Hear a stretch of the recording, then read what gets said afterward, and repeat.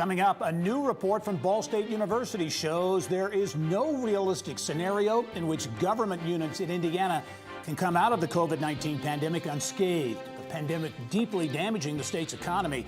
We asked Ball State economist Mike Hicks about the outlook for the rest of the year as well. And one of the co-founders of Scale Computing launching another tech company in Indianapolis. Learn how homegrown Catapult AI has designs on using artificial intelligence to automate company management. I'm Mary Rachel Redmond in Logansport, where a hobby that started in one man's garage has turned into a big hit in the baseball business. I'll have more on Titan Bat Company coming up. Details on those stories and much more ahead on this edition of Inside Indiana Business.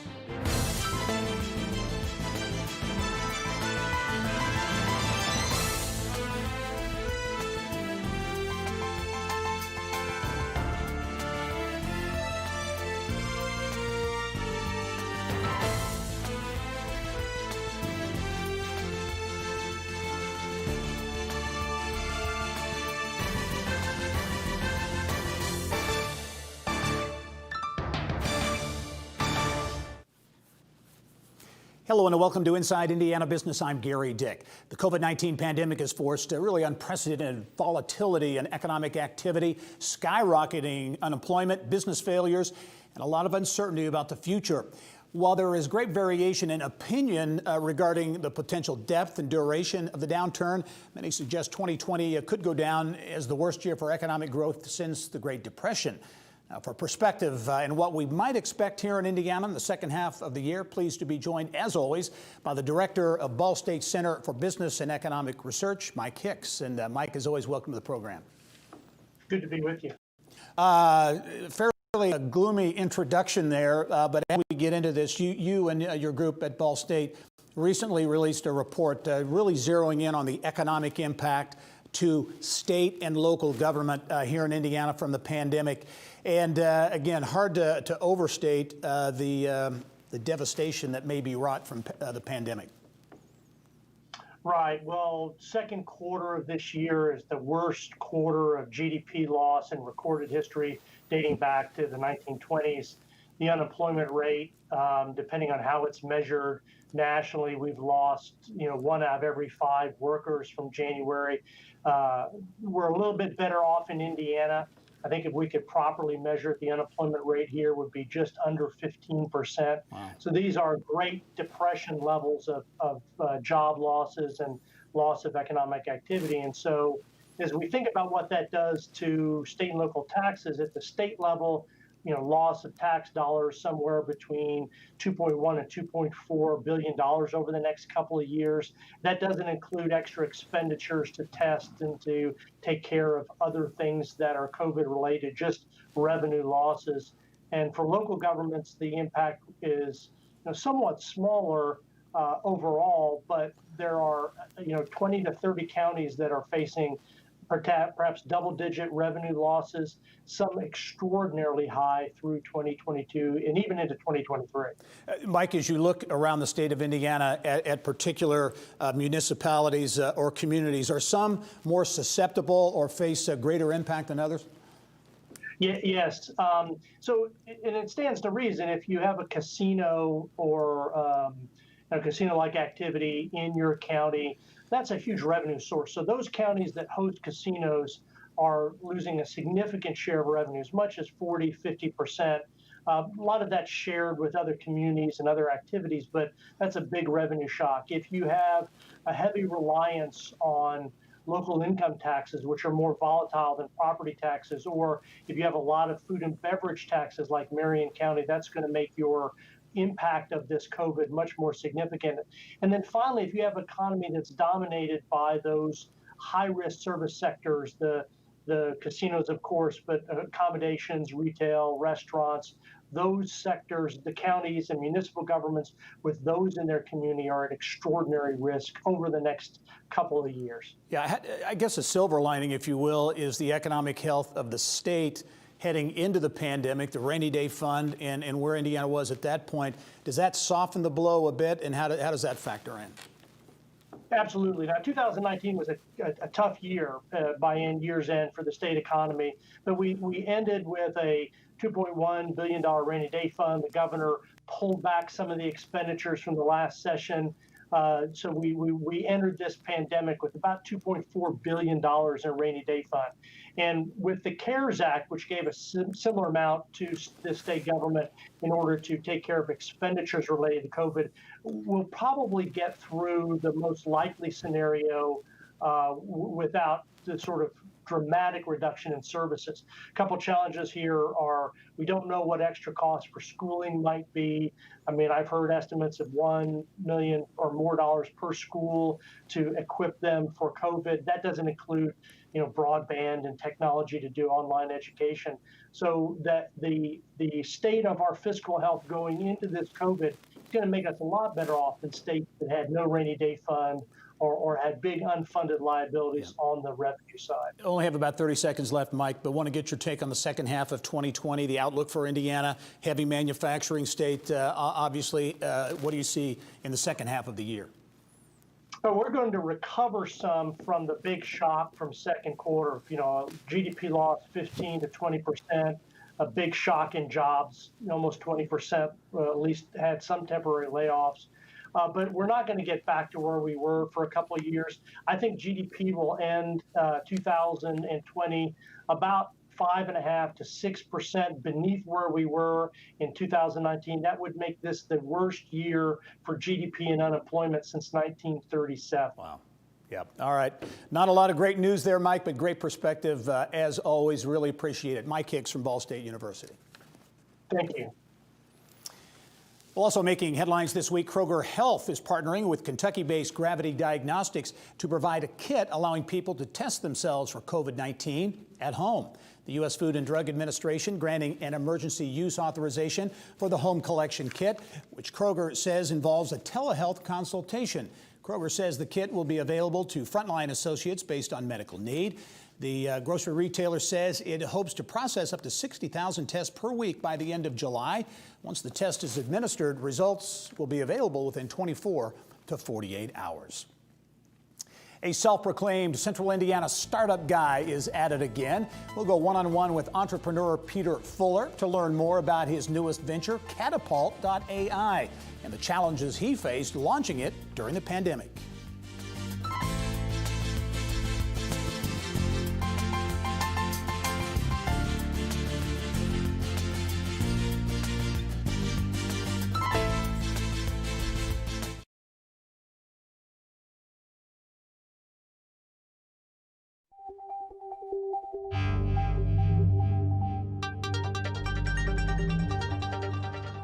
It's time now to go inside innovation, brought to you by Allegion, pioneering safety.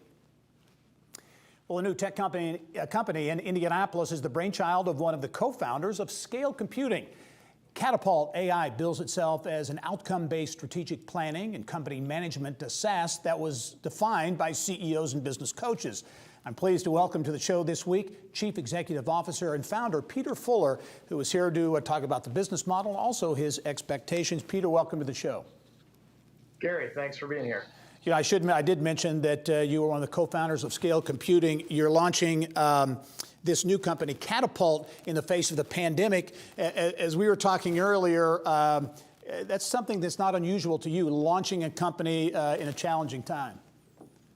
Yes, I seem to have a knack for that. We launched Scale Computing back in the 2008-2009 financial crisis, and so what better time to launch another company than during this one? All right, let's talk about Catapult.ai, artificial intelligence. Everyone's talking about it. It's the buzz out there. How are you using artificial intelligence to drive Catapult? Well, so Gary, there's a $35 billion being spent with the SMB trying to solve essentially one problem, and that problem is how do I build and execute a strategic plan? Catapult is designed to execute the strategic plan for CEOs and business owners. It's really a SaaS platform that helps them create the plan and then break the plan into 7 business drivers and then forecast against the plan the likelihood that they're going to achieve the plan based on that performance. And essentially, once we get enough data from each one of those companies, it'll begin recommending courses of action. Yeah, and as we were talking off camera before we got started here, part of this is getting time back for entrepreneurs and managers and CEOs. Yes, absolutely. The real driver behind this was when I was coaching, over 20 or 30 local people, business owners here. Time is important, right? And it takes a lot of time to run business. It's a lot of stress. And so the system is designed to really take the science of management off the business owner's shoulders so they can focus on the art. Right now, CEOs are getting about 8 hours a week back in time spent normally managing the organization. Yeah, Direct Connect Logistics in Indianapolis, I believe, uses the Catapult technology. How does that impact a logistics company like a Direct Connect? Well, it's tremendous because right now what they've got is a very detailed strategic plan for each one of those 7 business drivers. And then the entire company is being put on, and the system itself is nudging the company using some psychology-based mechanisms to actually help push people on that strategic plan. The second thing it does is most companies build a plan, they set it down, and then they look at it once per quarter. With this, the strategic plan is a part of daily life, which is really what helps drive that plan and get results much faster. I know you're just beginning to really get excited about some traction, including a partnership that you're ready to announce in Hendricks County. Yes, the Hendricks County Community Economic Development Partnership is going to be releasing loans and a grant program very soon, and they've chosen Catapult as their preferred software vendor for this. So every small business out in Hendricks County that signs up and gets a loan or a grant is going to get a copy or access to Catapult software to help really run their business and get through this pandemic. More technology and innovation being launched in Indiana. Again, Peter Fuller doing it again after Scale Computing, now with Catapult.ai. And Peter, as always, welcome to the show. Thanks for being on the show, and good luck going forward. All right, thank you. All right. Well, coming up next, Logan Sports' Titan Bat Company says it wants to be the Under Armour of bats. These bats that we make are I say they're the best bats in the country. When people start swinging these at the pro level, I just know it's going to explode. Owner and creator Trappist Young explains how he's knocking it out of the park with his premium handcrafted wooden bats made in Cass County.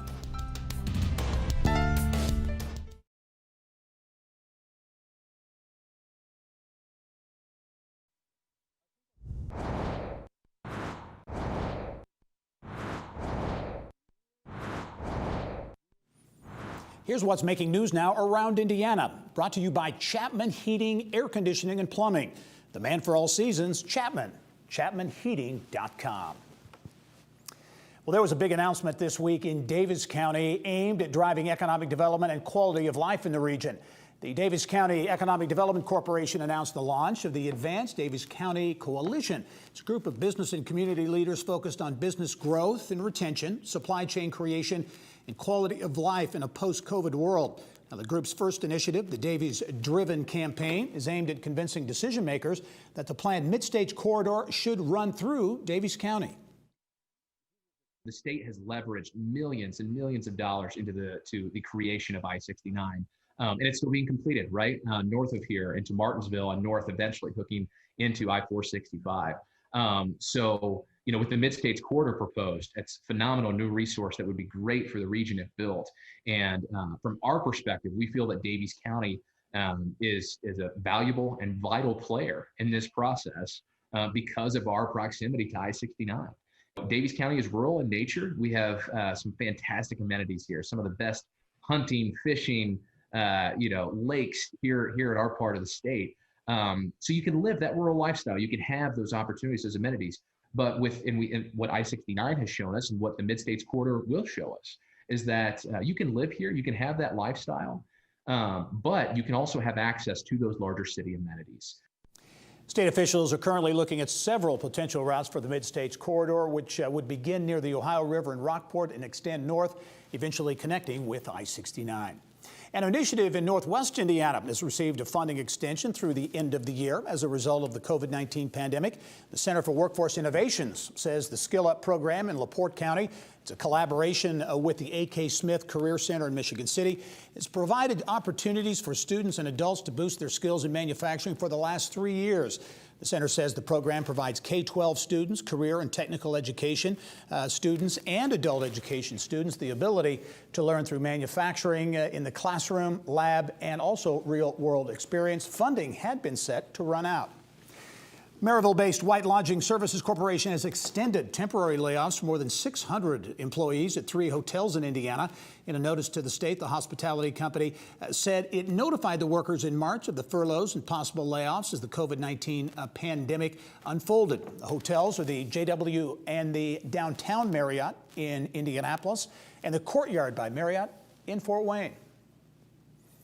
Well, this next story originated out of a garage in Cass County, where one man's woodworking hobby has turned into a big hit in the baseball business. Around Indiana reporter Mary Rachel Redmond has more from Logansport. It all started on his grandfather's 1928 Sears and Roebuck wood lathe.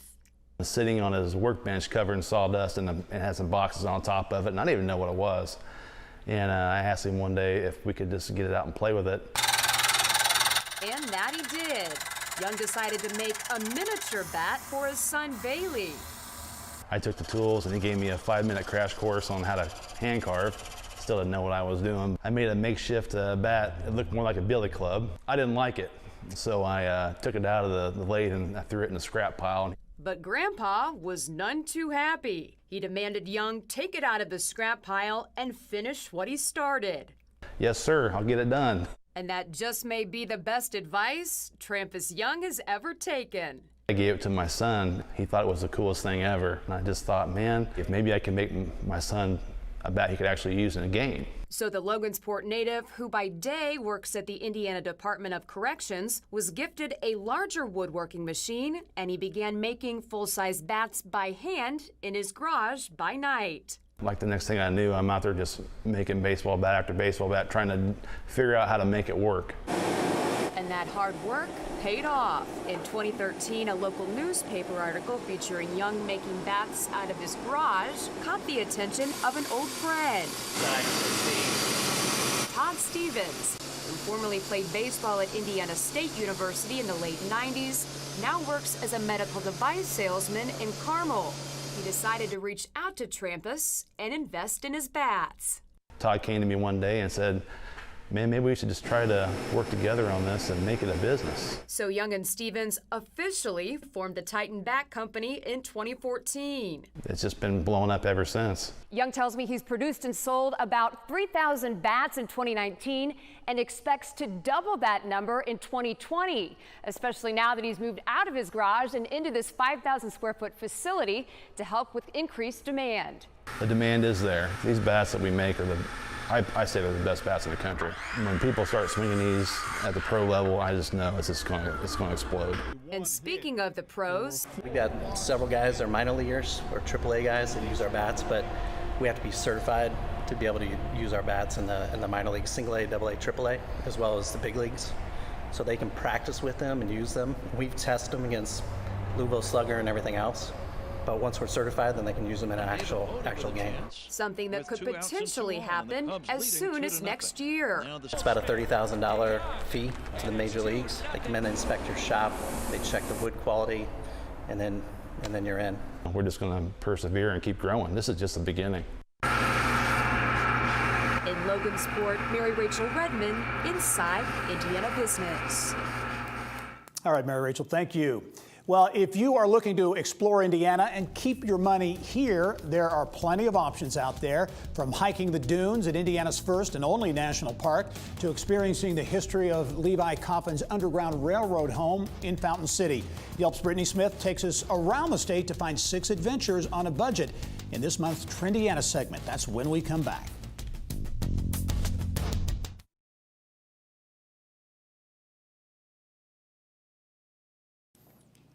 Well, from nature and museums to biking and cuisine, This roundup will help you mark off those spots you've had on your bucket list, your Hoosier bucket list, maybe for years, all for $10 or less. All of these activities keep social distancing in mind, and I'm pleased to welcome back to the show, as always, Yelp Midwest Regional Director Brittany Smith with more on the fun and affordable Hoosier adventures. Brittany, welcome. Thanks for having me, Gary. Absolutely. Okay, let's get right to it. You always put together a great statewide snapshot with each of these segments, and there's so much to talk about in this one. We begin Northwest Indiana, 15 miles of Lake Michigan shoreline at the Indiana Dunes National Park, the state's first and really only national park, right? Yeah, there's so many adventures that we can have close to home and that are budget friendly, and this is a great example of it.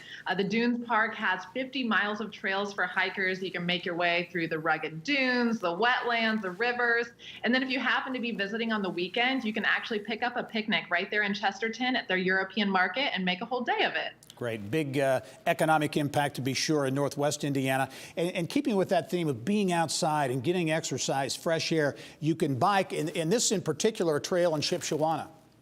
Yeah, this is a completely free activity. The Pumpkin Vine Nature Trail, it weaves through all the Amish country, Shipshewana, Goshen, Middlebury, all through the countryside. 17 miles of partially paved trails. They've got mile markers along the way. It's a great way to get outside with the family, and it's all for $0.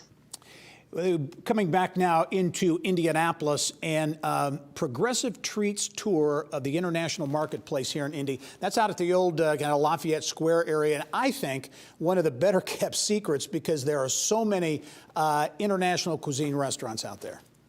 I couldn't agree more. Food and Wine and New York Times have both written pieces on this neighborhood, so it's a great time to get our locals to actually explore it as well. I actually just did a few weeks ago a self-guided street food tour of the neighborhood. You've got Delicious Jalisco, a great business for mangonadas. You can go to the Sagrada International grocery store that you can be checking out all the wonderful produce. They've got dim sum there. We even have Mexican bakeries. There are so many amazing businesses, 70 different languages spoken in that area. It's really like taking an international trip right in your backyard. Yeah, very cool. All right, let's go down to Columbus now. And I think everyone knows that not only here in Indiana, but really all over the country, the architecture and design, it's part of what Columbus's DNA is all about. And you can really check that out at the Visitor Center there and beyond.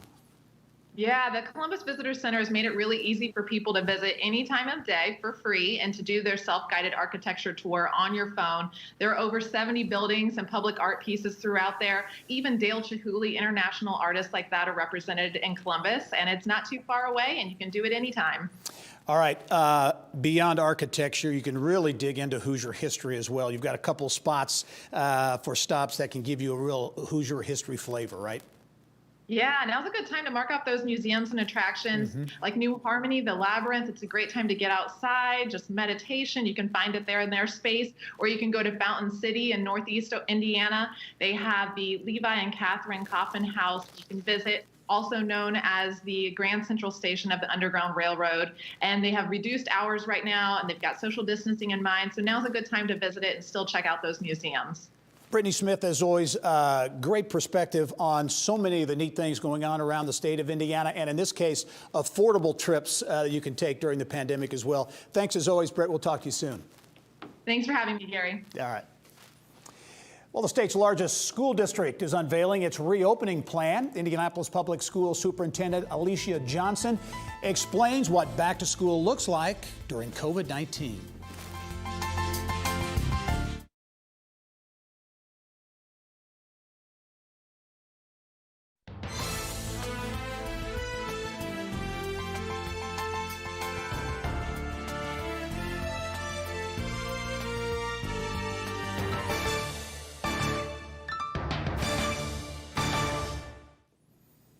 Well, when the pandemic hit in March, the school year abruptly ended for students all over Indiana.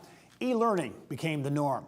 Now districts across Indiana are trying to figure out what the 2021 school year will look like.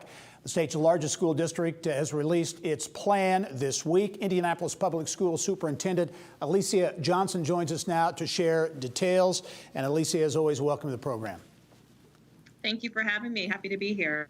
Well, I know we talked before and then after you were selected as superintendent, and I imagine you didn't anticipate anything like a pandemic in your first year. No, this was not in the predictions, and not certainly in any class I've ever gotten to take part of is how you lead through a pandemic. And yet here we find ourselves. Yeah, well, give us some perspective, if you would. Massive school district, 31,000 students, enormous challenges just in normal times. What has it been like trying to work through this and then plan for the school year ahead in this pandemic situation? Sure. During the course of this time, I've done a weekly and biweekly video to our school community. And one of the key themes I've tried to continue to reiterate is this idea of grace, and the grace we need to give ourselves and give others during this time. We are all navigating something we've not navigated before. And so making sure that we are graceful with one another, but also as it relates to our planning, that we're being flexible, responsive, keeping the number one priority focused on our students and staff being safe. Okay, in-person classes are scheduled to resume August 3. You have just released your COVID-19 plan, if you will, for the year ahead. Give us an overview, if you would. I know a lot of social distancing and mask wearing and those types of things, but what are some of the high points of this plan?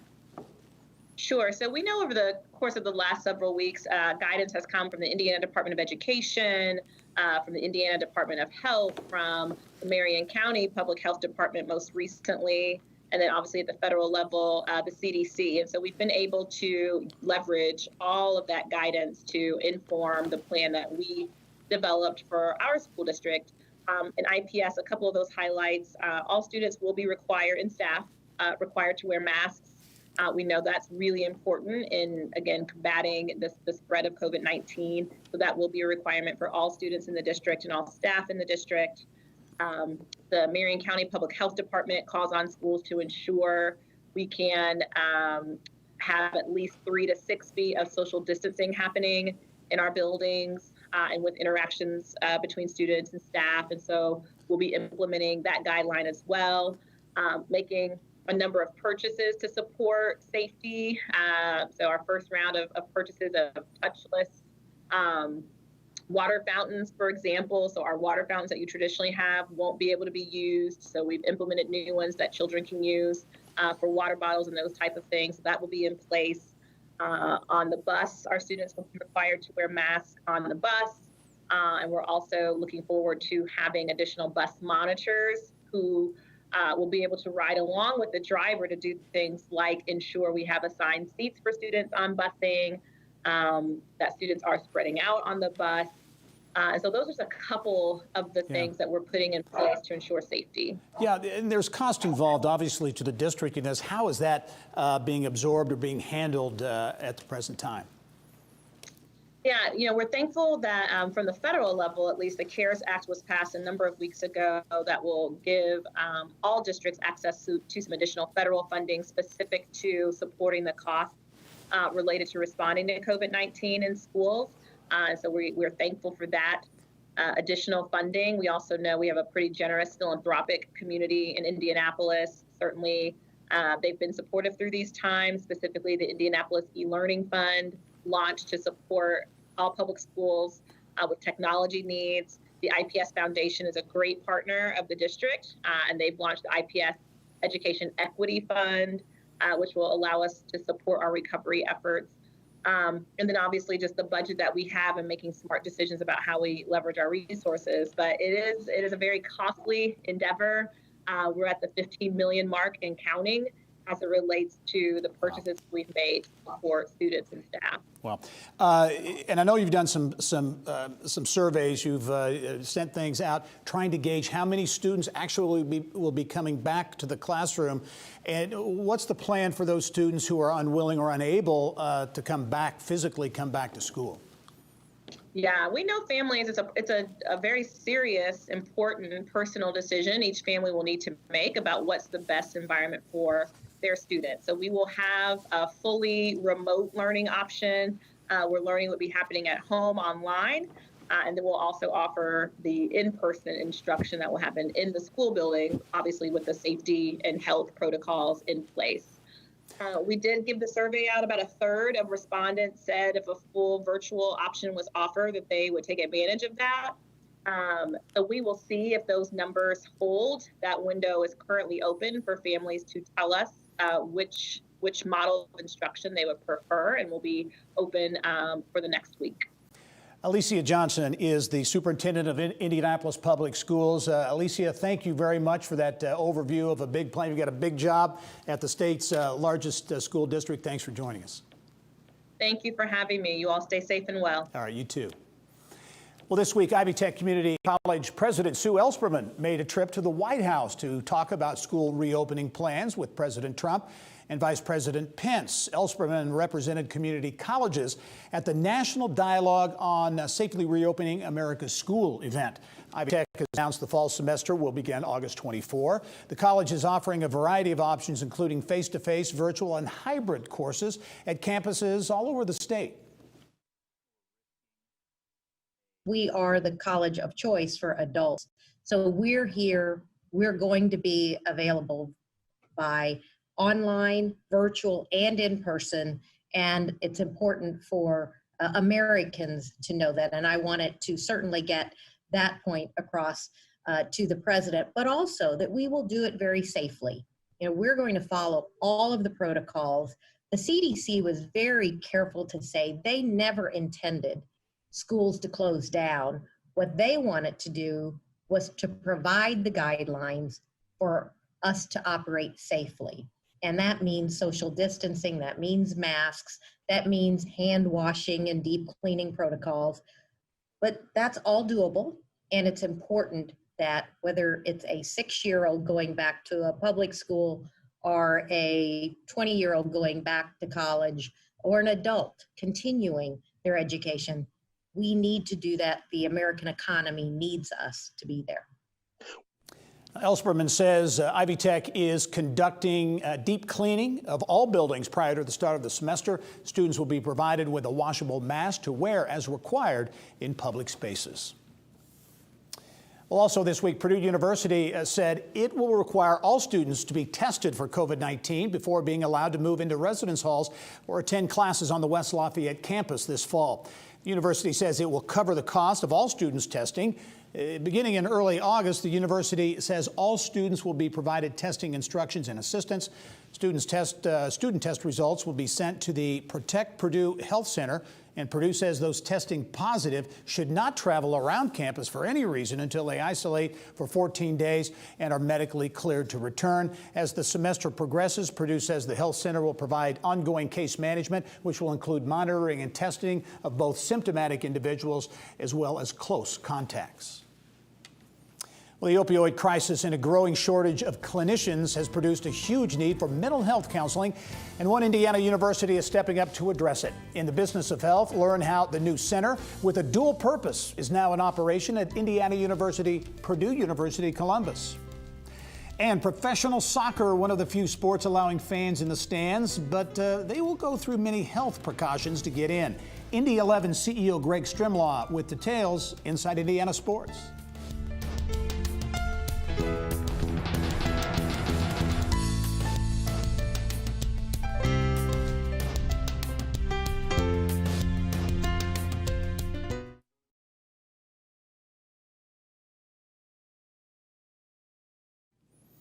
Well, colleges and universities around Indiana are adapting to the COVID-19 pandemic.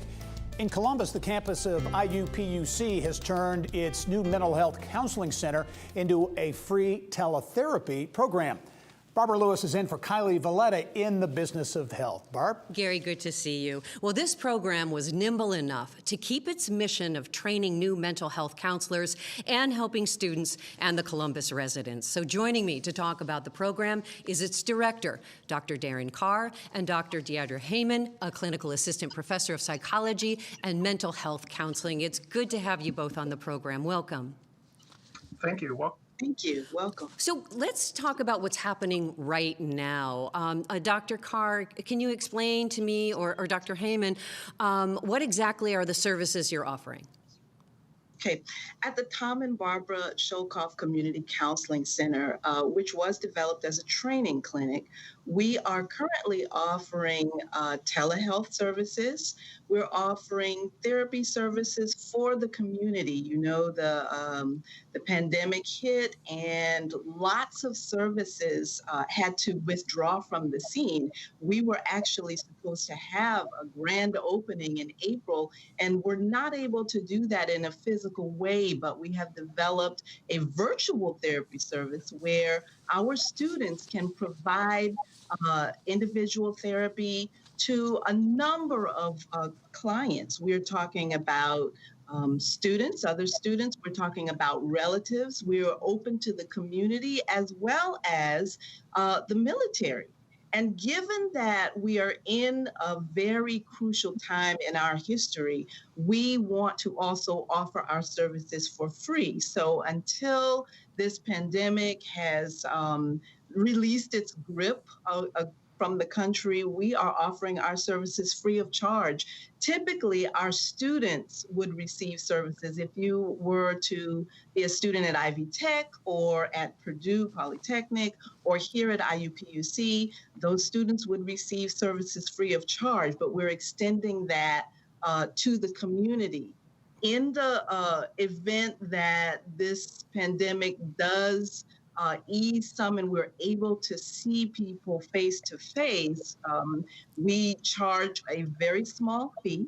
So an intake here would be approximately $15, and individual therapy sessions would be also $15. And so it's a very, very nominal fee designed to encourage as many individuals willing to receive services to come to our clinic so that our students will be able to give services under the supervision of licensed clinical professionals. And let's have Dr. Carr then take it from that aspect of this part of this program that's very important is its training aspect for master's students in mental health counseling. So Dr. Carr, can you tell us about that part of your program?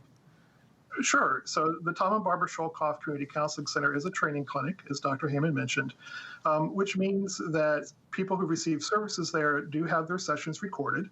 And then that allows us to give those counselors in training detailed feedback about what they're doing well and what they could possibly do a little bit better. Our students are enrolled in a 60 credit hour or 2-year master's program in mental health counseling.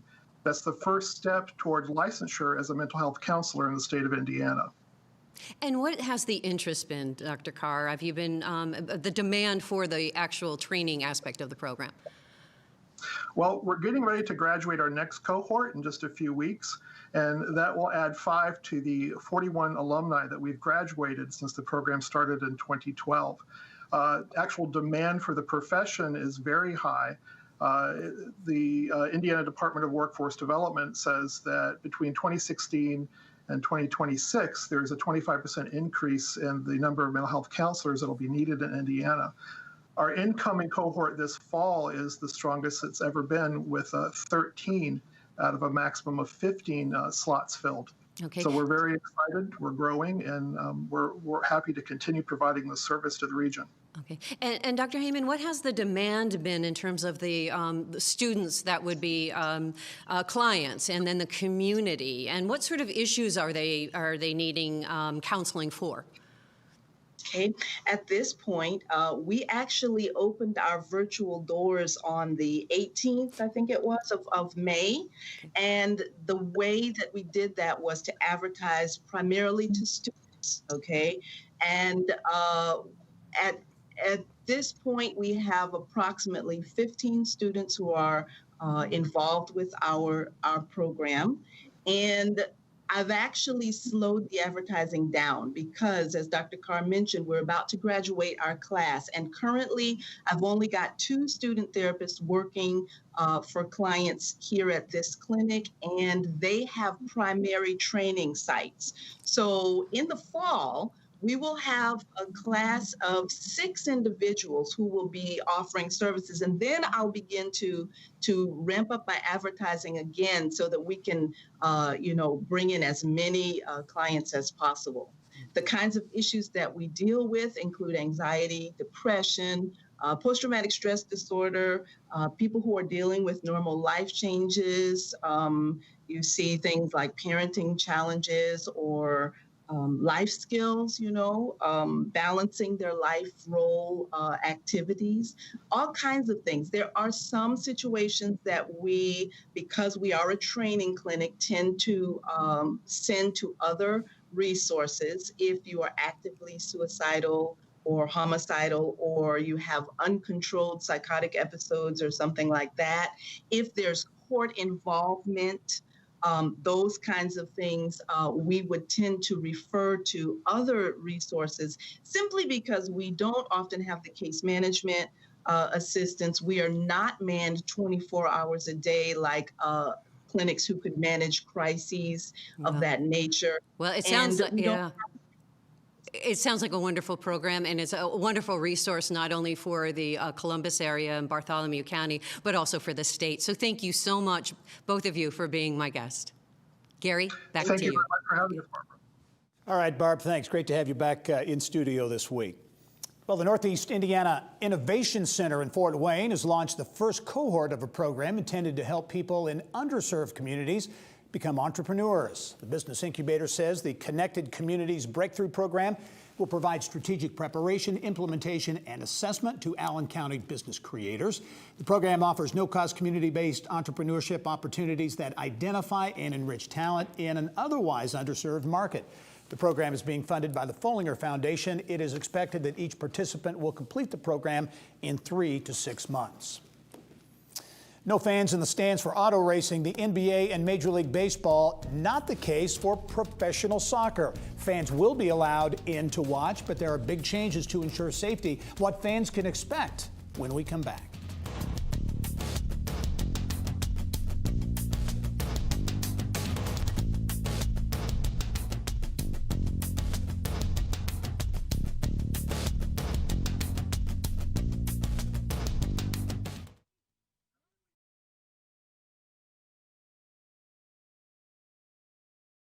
Finish it! The change is there! A thrilling finish that will probably look a lot different this season.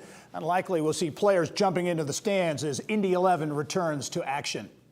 Professional soccer in Indiana is back, one of the very few sports allowing fans in the stands. There are extensive health precautions in place, from mandatory masks to temperature checks at the gate to social distancing in the stadium. And Bill Benner has more in this week's Inside Indiana Sports. Bill. Gary, thanks. And for Soccer Star fans, well, Sports Star fans, there will be plenty of Indy 11 action beginning this weekend at Lucas Oil Stadium, where the team will play 10 of its last 15 USL Championship games prior to the playoffs. And here to discuss the team's return and guidelines for fans hoping to attend is team president and CEO Greg Stremlaw. And Greg, welcome back to the program. Seems like a long time since the Indy 11 are actually unbeaten. They played early in March. Then the pandemic hit, but you are 1-0 going into the rest of this season. It's been a long time coming, hasn't it? It has. As you say, Bill, it feels like eons. We've all had a lot of stress in our lives, both personal and professional, but we are very excited to get back on the pitch and have our fans have professional soccer to watch. And we remain cautiously optimistic because we don't want to take for granted the privilege that we have to play in front of some fans. Well, and again, you've always had the Brickyard Battalion, great fans here in Indianapolis backing the 11. But of course, their safety is the priority. Talk about some of the measures that will be taking place at Lucas Oil Stadium as we bring soccer back into action.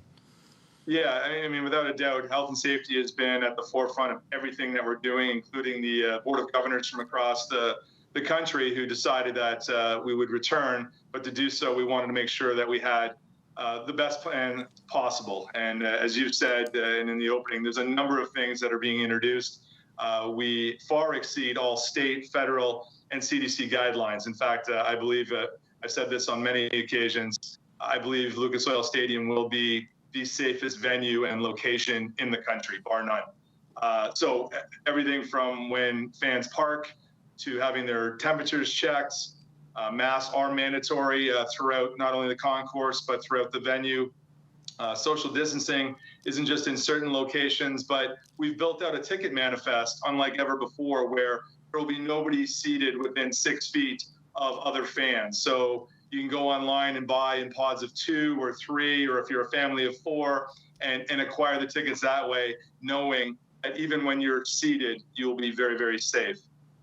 Lucas Oil has made a number of capital upgrades, including touchless faucets and washrooms all throughout the venue, hand sanitization stations, everywhere you go. And we'll be doing even things like staggered entry and exit to make sure that fans are not in long lineups as well. And weather permitting, I believe the roof will be open, the window will be open, and so those kinds of. And I would imagine that many other professional sports teams and leagues will be looking at this to just see what the best practices are. Yeah, we've been told that. We were very pleased as soon as we got the green lights. We already had a very comprehensive plan. We posted that immediately. We've been getting calls from all sorts of other sports and other cities around the country in terms of our transparency and the level of detail that we've gone into. It's really, it's a summary, but it's all of those things that are fan facing. And we wanted to make sure that we outlined that so fans knew exactly what to expect from the moment of arrival. And we're very, very pleased to what we've put together.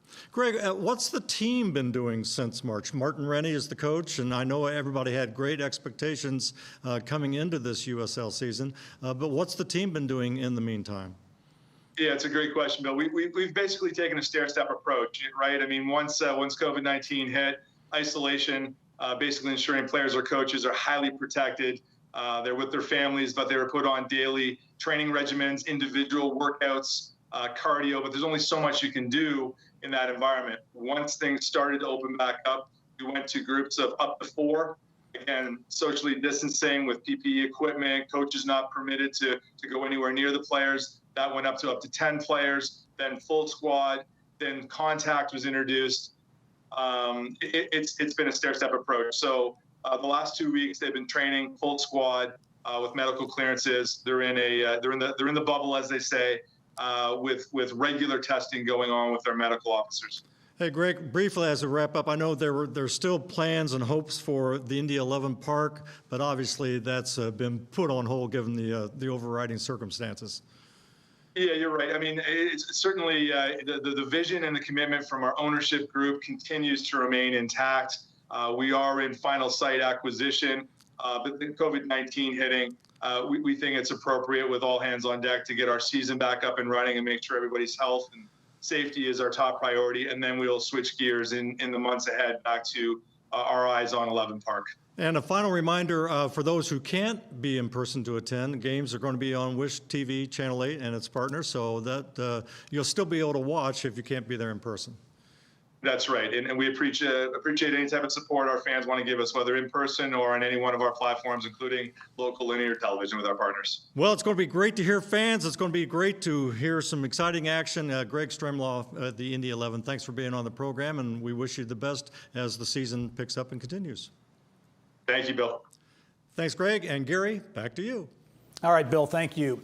Well, Indiana University is partnering with the National Security Innovation Network to create what it's calling a first-of-its-kind warfare center capability. The university says it will use its Big Red 200 supercomputer to connect Hoosier universities to Naval Surface Warfare Center Crane Division through a secure high-speed fiber network called iLight. IU says the network will boost research collaboration between universities throughout the state by giving researchers the ability to exchange large digital data files. It will also provide access to supercomputers and scientific data storage facilities. The university says the work to be performed by the network is currently done manually. And I'll be right back after this.